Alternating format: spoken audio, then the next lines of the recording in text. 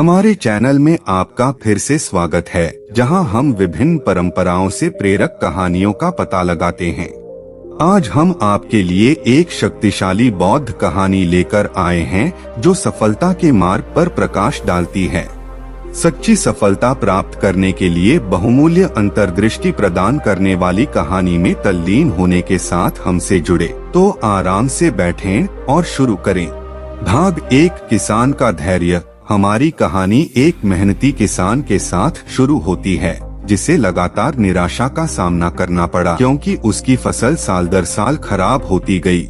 निराश होकर उसने एक बुद्धिमान बौद्ध भिक्षु से मार्गदर्शन मांगा। भिक्षु ने उन्हें एक अमूल्य पाठ सिखाया, धैर्य का महत्व। किसान ने भिक्षु की शिक्षाओं को अपनाया और अपने मेहनती प्रयासों को जारी रखा, मिट्टी का पोषण किया और उसके बीज बोए। उन्होंने धैर्य और दृढ़ संकल्प के साथ असफलताओं का सामना किया और अंत में बहुत परिश्रम के बाद उसके खेत भरपूर फसल के साथ खिल उठे। भाग 2, व्यापारी की उदारता।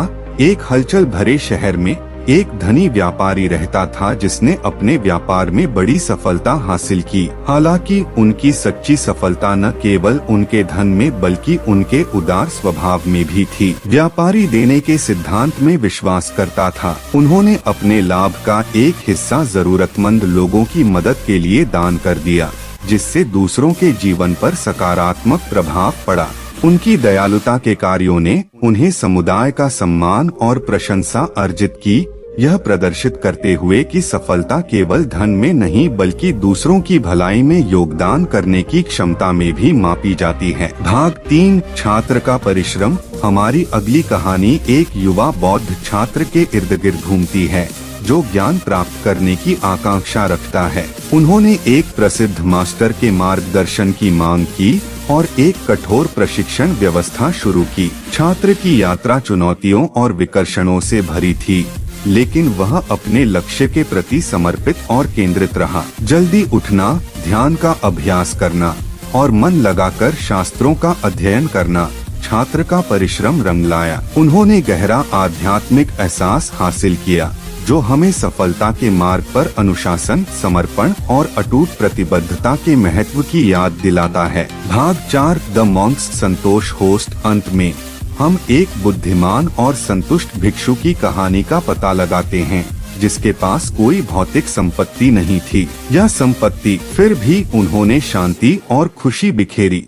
उनके शांत स्वभाव से प्रभावित होकर उनसे मार्गदर्शन लेने के लिए आगंतुक आते थे। भिक्षु ने सिखाया कि सच्ची सफलता भौतिक धन संचय करने में नहीं बल्कि आंतरिक संतोष खोजने और स्वयं और दूसरों के साथ सद्भाव में रहने में निहित है। इच्छाओं को छोड़कर और आसक्ति से मुक्त मन को विकसित करके व्यक्ति सच्ची सफलता और स्थायी पूर्ति का अनुभव कर सकता है। निष्कर्ष, जैसा कि हम इस मनोरम बौद्ध कहानी को समाप्त करते हैं, हमें याद दिलाया जाता है कि सफलता बाहरी उपलब्धियों से परे है। चाहे धैर्य हो, उदारता हो, परिश्रम हो या संतोष हो, सफलता का मार्ग आंतरिक गुणों और मूल्यों से जुड़ा हुआ है।